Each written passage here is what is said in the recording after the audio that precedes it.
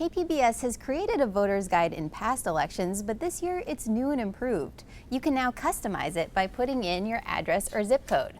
It will show you only the candidates and propositions on your individual ballot. So go to kpbs.org/guide and you'll see a space to enter your address. Then head to the June 7th ballot guide. There you can see more information about each candidate for all of the races on your ballot. Let's look at the city attorney's race.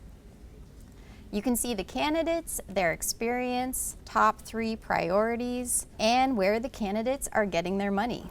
If some information is blank, that's because the candidates haven't provided it to us. You can also see news stories about the race, both from KPBS and other news outlets. The guide also has information about local and state ballot measures and where you go to vote. The voter's guide is meant to give you as much information as possible so you can make your vote count on Election Day, June 7th. Claire Trageser, KPBS News.